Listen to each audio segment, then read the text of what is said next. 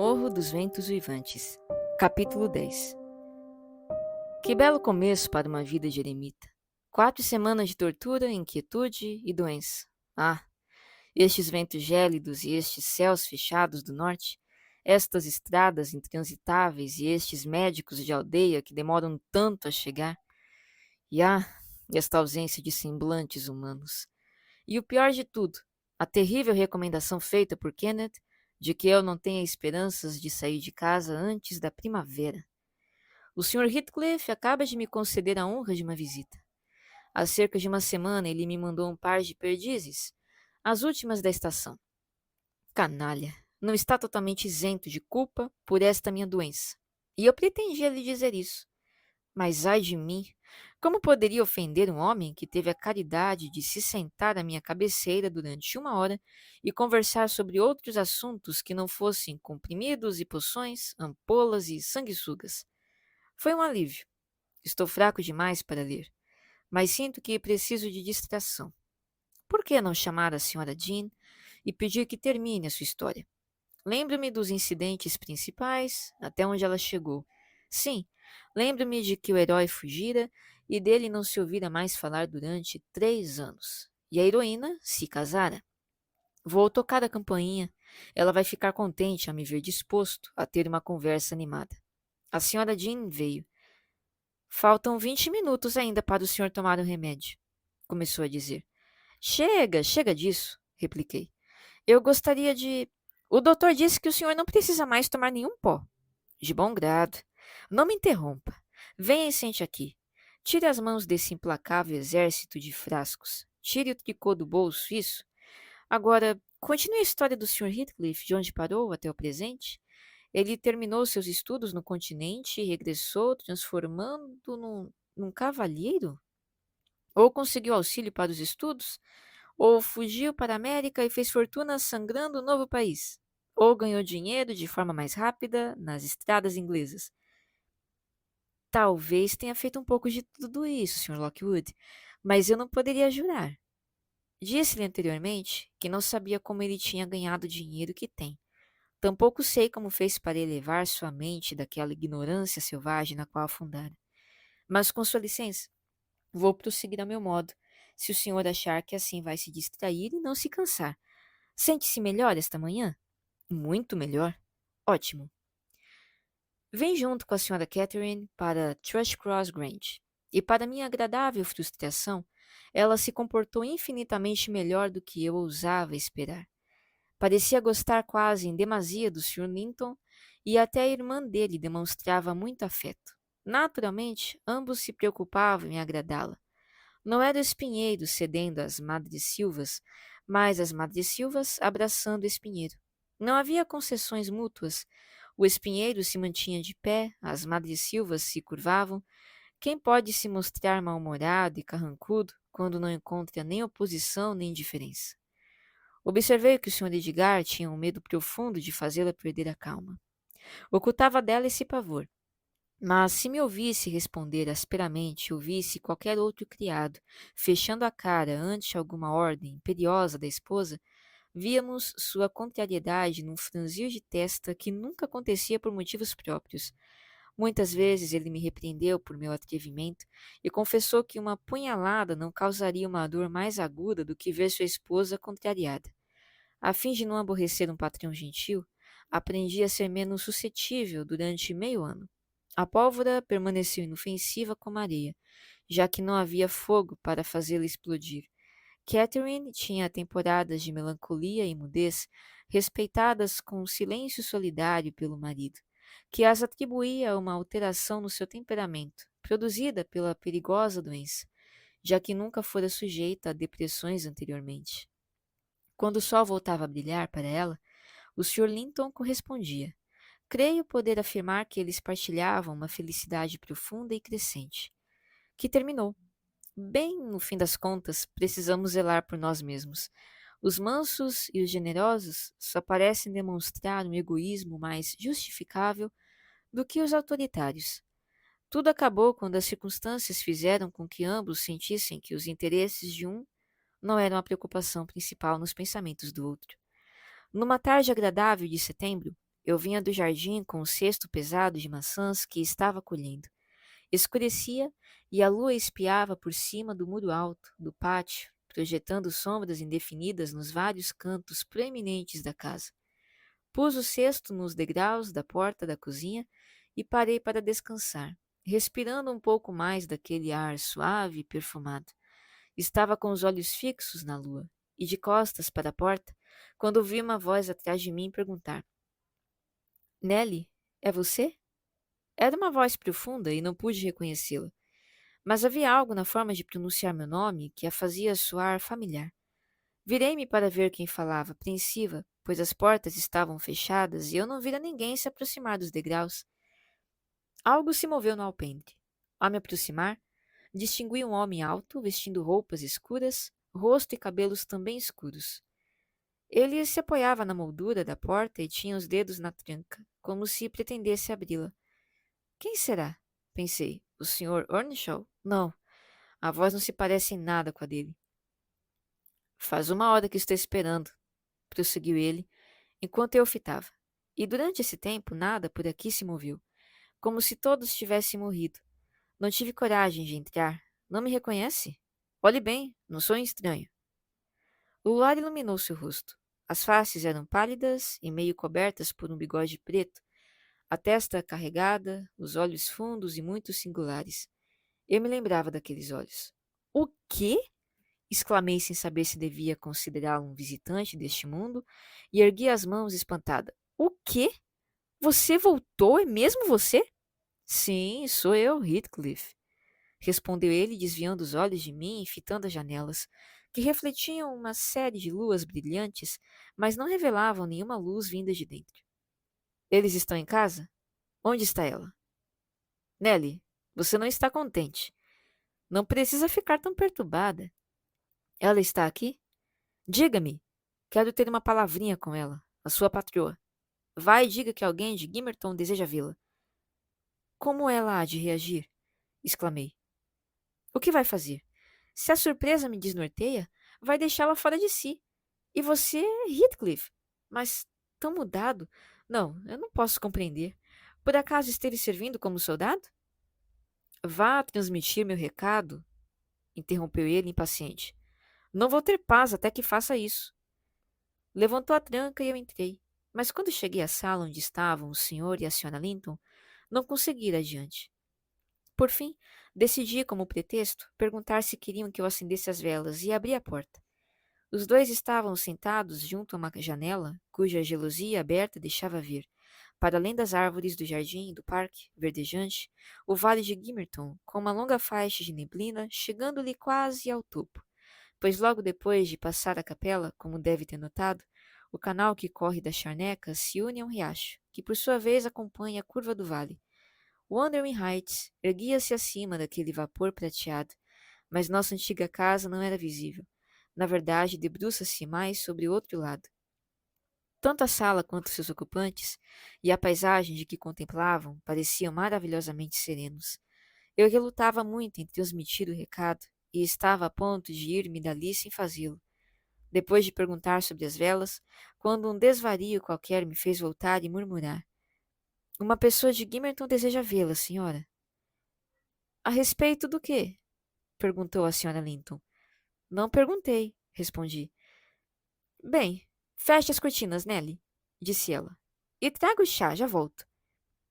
Saiu da sala e o Sr. Edgar perguntou com indiferença quem era. Há alguém que a patroa não espera, respondi. Aquele Heathcliff, o senhor se lembra dele, o rapaz que morava na casa do Sr. Earnshaw? O quê? O cigano, o moço do arado? Exclamou. Por que não avisou a Catherine? Psiu, o senhor não devia chamá-lo por esses nomes, disse. Ela ficaria muito triste se escutasse. Ficou inconsolável quando ele sumiu. Acho que seu regresso vai deixá-la radiante. O Sr. Linton foi até o outro lado da sala, abriu uma janela que dava para o pátio e se debruçou. Acho que estavam ali embaixo, pois ele exclamou depressa. Não fique aí, meu bem. Convide o visitante para entrar, se for algum conhecido. Pouco depois, ouvi a tranca batendo e Catherine correndo escada acima, ofegante e arrebatada, excitada demais para mostrar alegria. Na verdade, a julgar pela expressão em seu rosto, seria de se supor uma terrível calamidade. Ah, Edgar, Edgar, disse arquejando e atirando os braços em torno de seu pescoço. Ah, Edgar querido, Heathcliff voltou, ele voltou! E o abraçou com mais força ainda. Ora, ora, exclamou o marido irritado. Não precisa me estrangular por causa disso. Ele nunca me pareceu tão maravilhoso assim. Não há necessidade de tanto arroubo. Sei que não gosta dele, continuou ela, reprimindo um pouco a intensidade de sua satisfação. Mesmo assim, por mim, vocês vão ter de se tornar amigos. Digo a ele que suba. Aqui? Indagou ele. Para a sala? Aonde mais? Perguntou ela. O patrão pareceu contrariado e sugeriu que a cozinha seria um local mais apropriado a ele. A senhora Linton fitou com uma expressão divertida, em parte zangada, em parte deliciando-se com a má vontade dele. Não, acrescentou depois de um momento. Não posso recebê-lo na cozinha.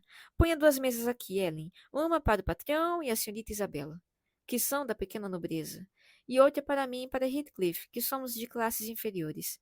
Assim você fica satisfeito, meu bem? Ou devo mandar acender a lareira no outro lugar? Nesse caso, diga onde. Vou descer e mandar que meu convidado fique. Temo que esta alegria seja grande demais para ser verdadeira. Ela já ia correr escada abaixo outra vez quando Edgar a deteve. Você o convide a subir, ordenou dirigindo-se a mim. E Catherine, tente ficar alegre, sem ser absurda. Não há necessidade de que a casa inteira veja recebendo um criado fujão como se fosse um irmão. Desci e encontrei Heathcliff aguardando no alpendre, evidentemente contando com o convite para entrar. Acompanhou-me sem dizer palavra, e eu conduzi até onde estavam o patrão e a patroa, cujos rostos afogueados traíam sinais de discussão acalorada. Mas o dela brilhou com outro sentimento, quando seu amigo surgiu à porta. Correu até ele, segurou-lhe as mãos e o levou até Linton. Pegou então os dedos relutantes do marido e fez com que cumprimentasse o outro. Eu estava ainda mais impressionado ao ver, agora inteiramente revelada pelo fogo da lareira e pela luz das velas, a transformação de Heathcliff. Ele se tornara um homem alto, atlético e bem formado. Ao seu lado, meu patrão parecia muito magro e com jeito de garoto. A postura bem ereta sugeria uma passagem pelo exército. A expressão de seu rosto era de um homem mais velho e mais firme que a do Sr. Linton. Parecia inteligente e não guardava marcas da antiga degradação. Uma ferocidade um tanto animalesca espreitava, contudo, nos olhos fundos, queimando com o fogo negro, mas estava controlada. Seus gestos tinham dignidade. Não havia neles nada de grosseiro, embora tampouco exibissem graça. A surpresa de meu patrão era igual ou maior que a minha. Ele passou 1 minuto sem saber como se dirigir ao moço do arado, como o chamara. Heathcliff largou sua mão fina e ficou olhando calmamente para ele. Sente-se, disse Linton por fim.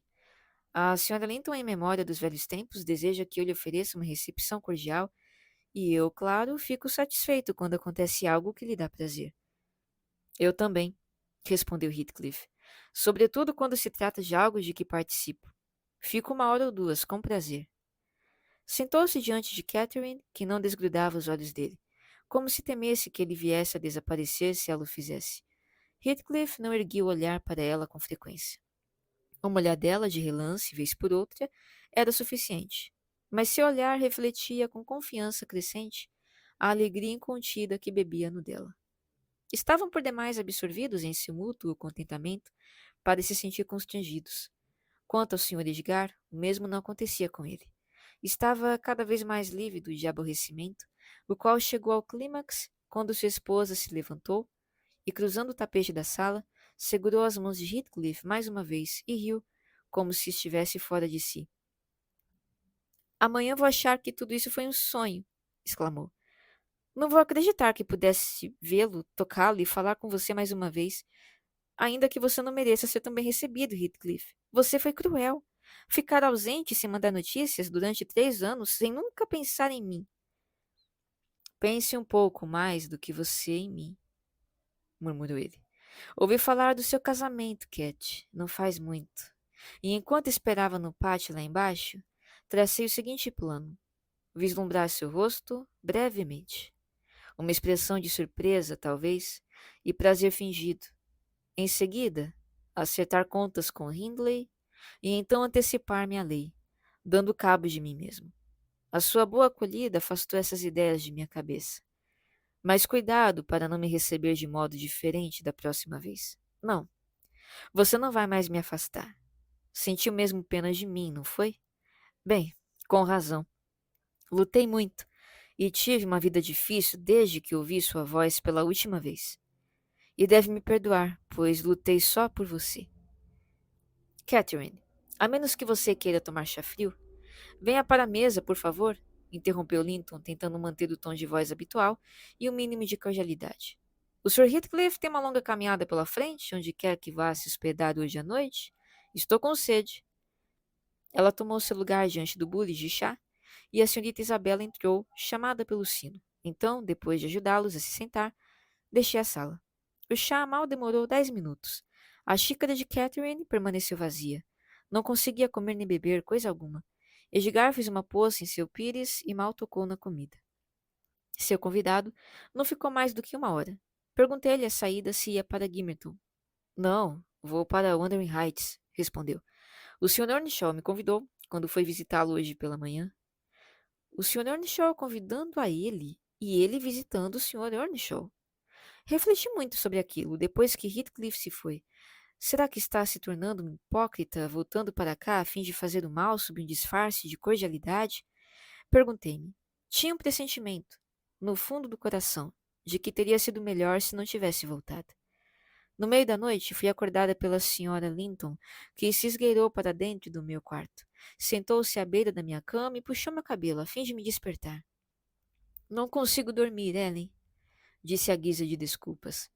E preciso que alguma criatura viva me faça companhia na felicidade. Edgar está mal-humorado, porque o que me deixa contente é algo que não lhe interessa. Recusa-se a abrir a boca, a não ser para fazer uns discursos rabugentos e tolos. E imagine que me acusou de ser cruel e egoísta por querer conversar quando ele estava se sentindo enfermo e cheio de sono. Sempre inventa uma doença quando qualquer coisinha o aborrece. Fiz alguns elogios a Heathcliff, e ele, não sei se de dor de cabeça ou de inveja, começou a chorar. Então me levantei e o deixei sozinho. Para que elogiar Heathcliff diante dele? Ponderei. Quando eram garotos, tinham aversão um pelo outro, e Heathcliff detestaria do mesmo modo ouvi-lo elogiando o Sr. Linton. Assim é a natureza humana. Não fale mais dele ao Sr. Linton, a menos que queira provocar uma briga entre os dois. Mas não acha que isso revela uma grande fraqueza? Insistiu ela. Não sou invejosa, nunca me sinto melindrada por causa dos cabelos louros de Isabela e de sua pele clara, de sua elegância e graça e do carinho com que toda a família demonstra por ela. Até mesmo você, Nelly, às vezes, quando discutimos, coloca-se logo ao lado de Isabela e cedo como uma mãe tola. Chama de querida e faço de mil agrados até seu bom humor voltar. O irmão gosta de nos ver em bons termos, e isso me deixa contente. Mas os dois são muito parecidos. Crianças mimadas pensam que o mundo foi feito para agradá-los. Por isso, muito embora eu mime a ambos, acho que um castigo bem aplicado poderia lhes fazer bem. Engana-se, Sra. Linton, respondi. Eles é que mimam a senhora. Sei o que aconteceria se não mimassem. A senhora tolera os caprichos passageiros dos dois, contanto que tratem de adivinhar todos os seus desejos. Mas pode ser que algo venha a acontecer com consequências para os dois lados, e então aqueles que acusa de fraqueza são bem capazes de se mostrar tão obstinados quanto a senhora. E então combateremos até a morte, não é mesmo, Nelly? Devolveu ela rindo. Não. Tenho tanta confiança no amor de Linton que acho que mesmo que matasse, ele não teria vontade de retaliar. Aconselhei-a a apreciá-lo mais por seu afeto. Aprecio, respondeu ela, mas ele não precisava ficar choramingando por qualquer coisinha. Isso é infantil. Em vez de se desmanchar em lágrimas porque eu disse que Heathcliff é agora digno da consideração de todos, e que seria uma honra para ele ser o primeiro homem por aqui a se tornar seu amigo, ele deveria ter dito isso em meu lugar e ter demonstrado alegria por mim. Deve se acostumar à presença dele e pode acabar por vir a estimá-lo. Considerando quantos motivos Heathcliff tem para não gostar dele, acho que se comportou de forma excelente. O que pensa da ida dele a Wuthering Heights? Indaguei. Sua transformação foi completa, pelo visto. Um autêntico cristão, oferecendo a mão direita da amizade aos inimigos. Ele explicou, respondeu ela. Estava curiosa, assim como você. Disse que fez uma visita a fim de se informar sobre mim, supondo que você ainda morasse lá. Joseph contou a Hindley que saiu e começou a lhe perguntar o que andara fazendo e como tinha vivido. Por fim, convidou-a a entrar. Havia algumas pessoas reunidas em torno de um jogo de cartas. Heathcliff se juntou a elas. Meu irmão perdeu algum dinheiro para ele, e vendo que isso era o que não lhe faltava, pediu que voltasse à noite. Ele consentiu. Hindley é descuidado demais para escolher com prudência sua companhia.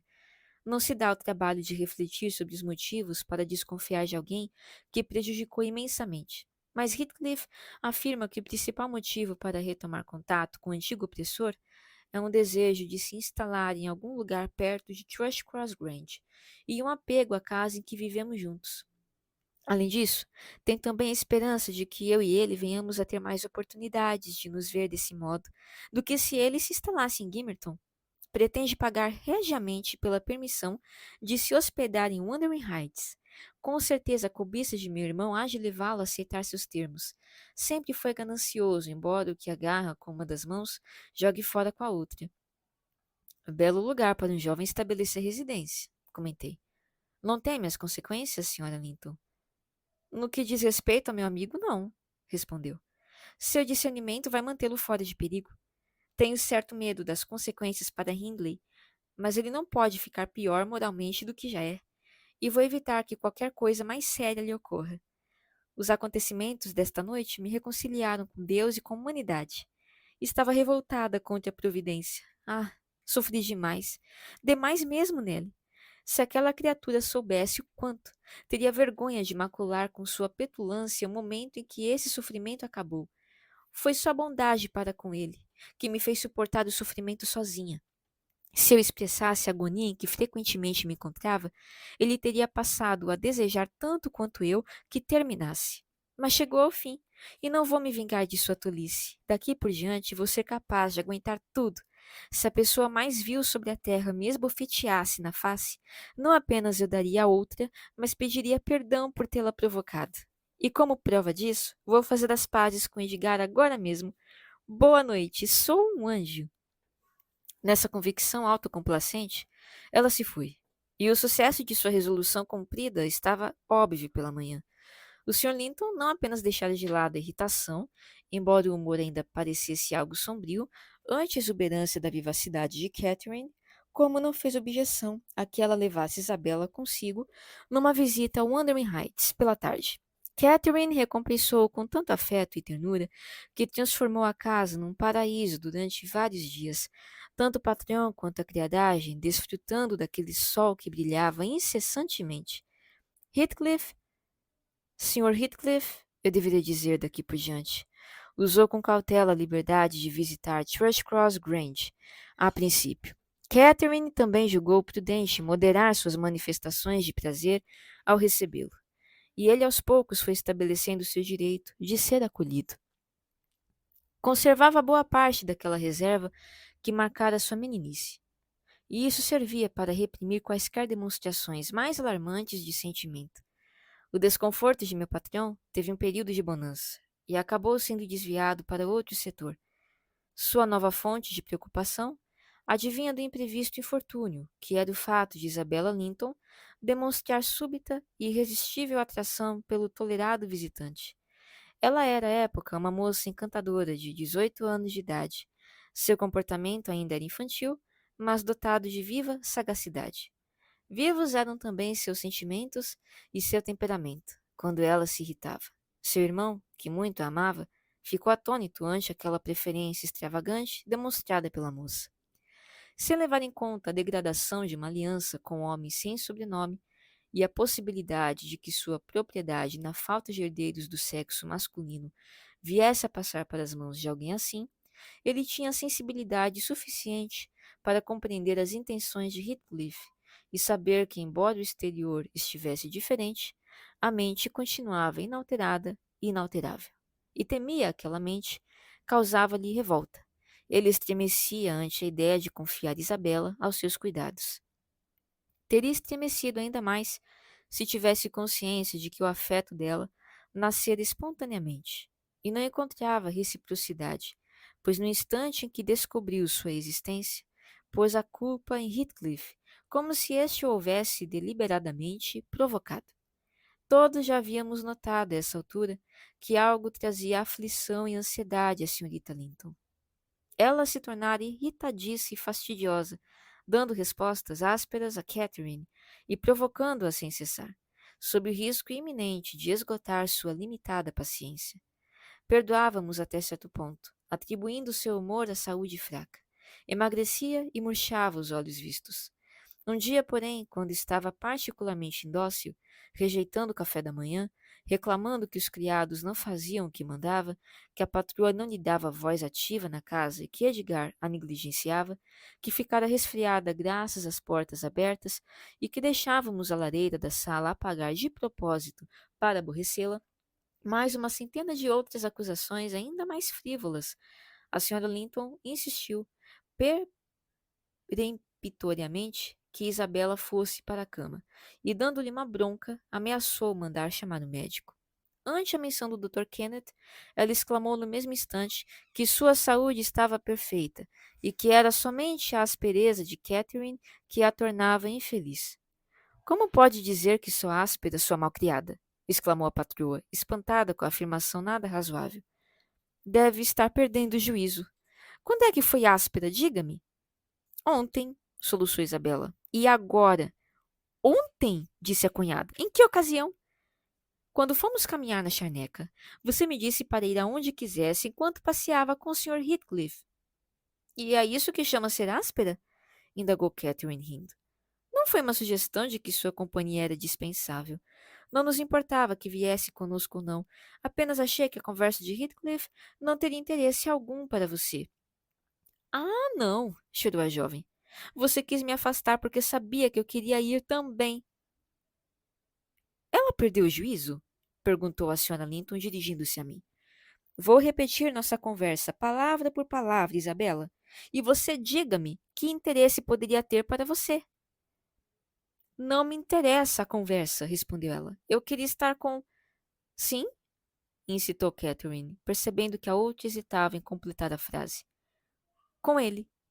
Eu não vou mais tolerar ser mandada embora, prosseguiu ela, mais exaltada. Você é uma egoísta, Cat, e não quer que ninguém mais seja amado além de você mesma. Que garota impertinente! Exclamou a senhora Linton, surpresa. Mas não vou acreditar nesse disparate. É impossível que deseje a admiração de Heathcliff, que o considere uma pessoa agradável. Acho que não entendi bem, Isabela. Entendeu sim, muito bem, disse a jovem namorada. Eu amo mais do que você jamais amou Edgar, e ele poderia vir a me amar se você deixasse. Pois por nada deste mundo eu gostaria de estar na sua pele, declarou Catherine, enfaticamente com aparente sinceridade. Nelly, ajude-me a convencê-la de sua insensatez. Diga-lhe quem é Heathcliff, uma criatura bruta, sem refinamento, sem cultura, um árido matagal de toja e pedra dura. Há tantas chances de eu colocar aquele canarinho no parque num dia de inverno, quanto de recomendar que entregue seu coração a ele. Foi uma ignorância deplorável de personalidade dele, mocinha, e nada mais. O que meteu esse sonho na sua cabeça? Eu lhe peço, não imagine que ele esconde um interior de benevolência e afeição sob uma aparência severa. Ele não é um diamante bruto ou uma ostra que contém uma pérola. É um homem feroz e implacável. Nunca digo a ele, deixe este ou aquele inimigo em paz, porque seria mesquinho ou cruel fazer-lhe mal. Digo, deixe-o em paz porque eu detestaria vê-lo ser prejudicado. E ele haveria de esmagá-la como ao ovo de um pardal, Isabela, se achasse incômoda sua presença. Sei que ele não tem condições de amar um Linton. Ainda assim, seria capaz de desposar sua fortuna e suas expectativas. A avareza está se tornando um pecado constante na atitude dele. Isto é o que penso, e sou amiga dele. Tanto que, se ele tivesse tentado seriamente conquistá-la, eu teria talvez ficado calada e permitido que você caísse em sua armadilha. A senhorita Linton fitava a cunhada com indignação. Que vergonha! Repetiu furiosa. Você é pior do que 20 inimigos, amiga venenosa. Ah, então não quer acreditar em mim, desafiou Catherine. Acha que disse tudo isso por puro engano, por puro egoísmo? Tenho certeza de que sim, retrucou Isabela, e estremeço de horror. Muito bem, exclamou a outra. Então veja por conta própria, se assim desejar. Já disse o que queria, e não desejo mais tolerar sua insolência e seu atrevimento.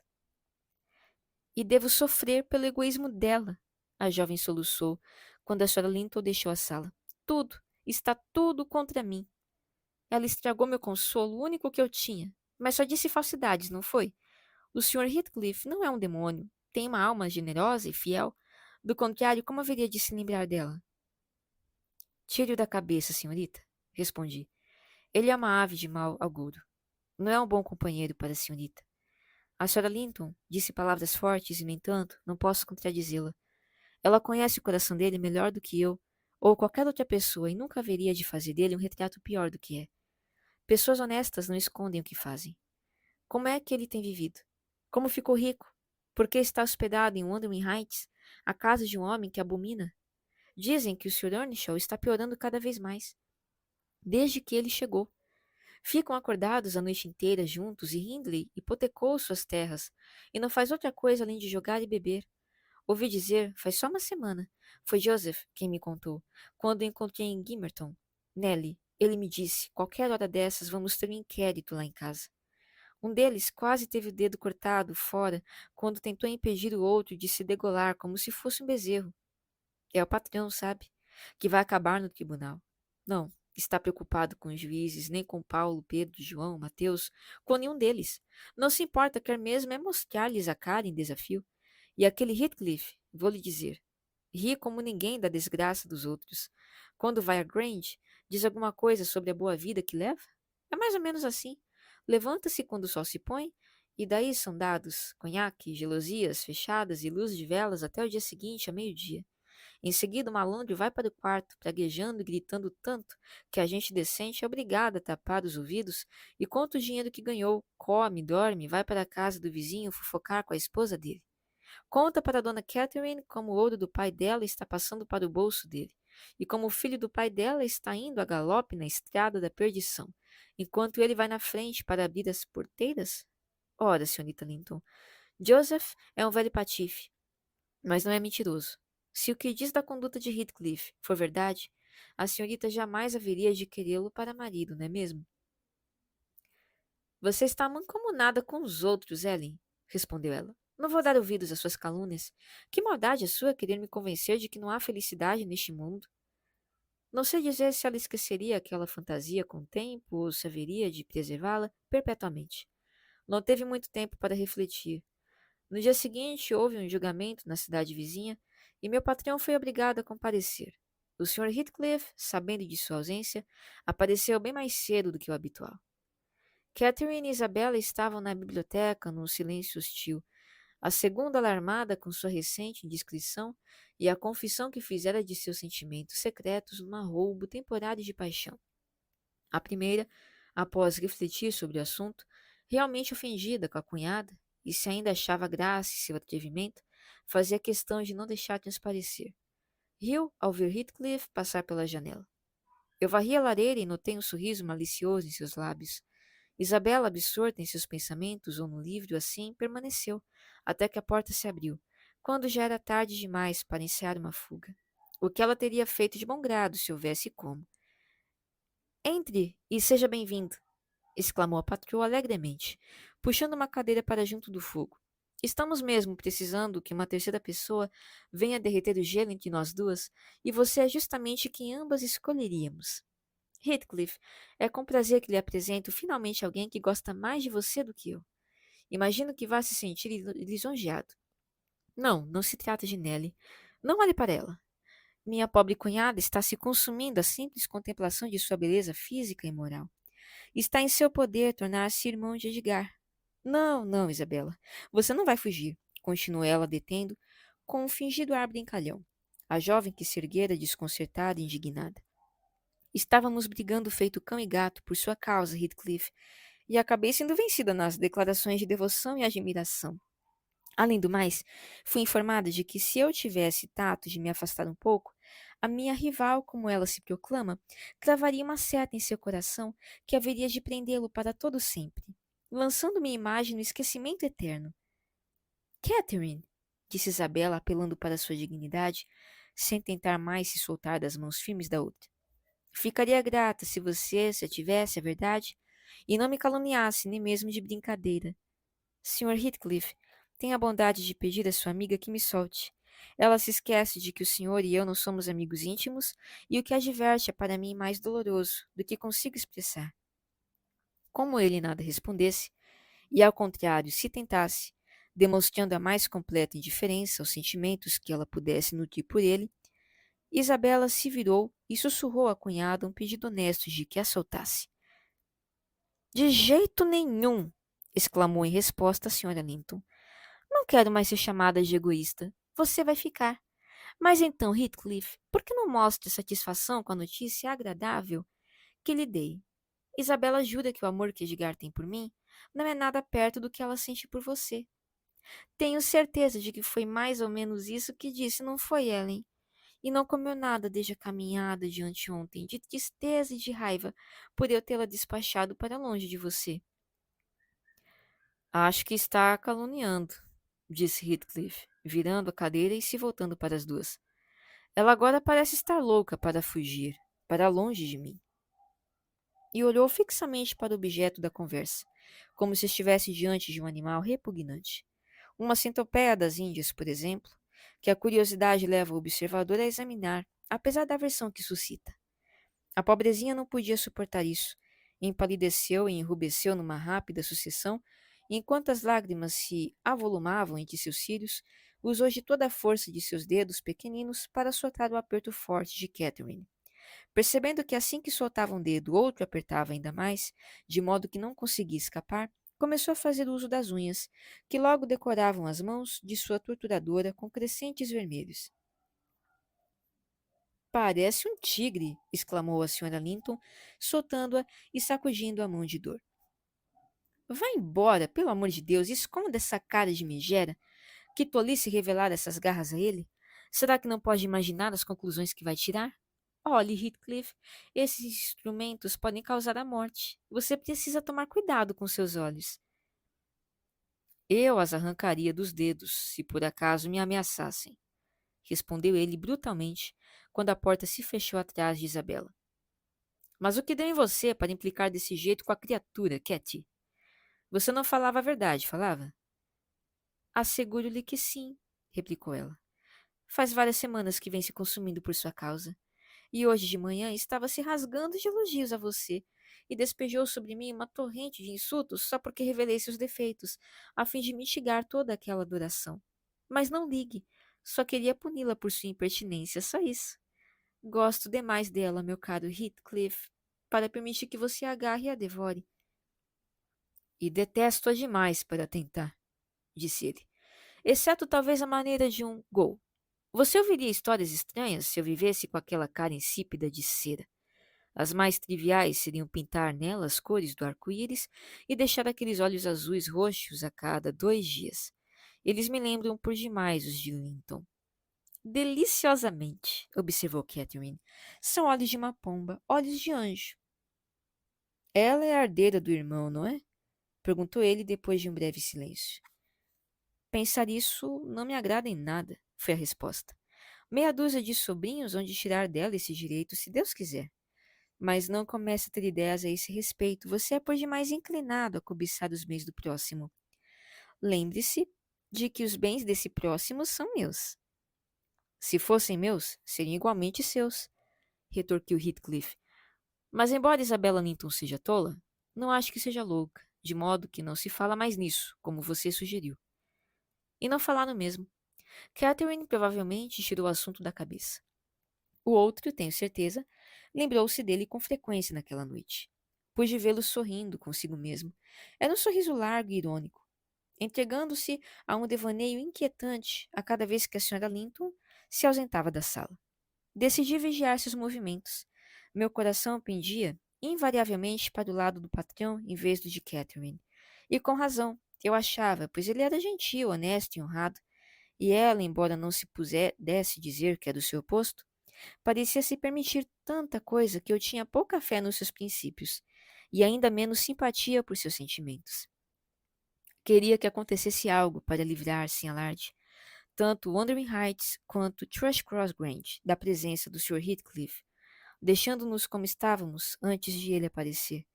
Suas visitas eram um pesadelo contínuo para mim. E suspeitava para o meu patrão também. O fato de ele estar vivendo em Heights era uma opressão impossível de explicar. Eu sentia que Deus deixara ali sua ovelha negra entregue à própria sorte, e uma fera rondava entre ela e o rebanho, aguardando a hora certa de atacar e destruir.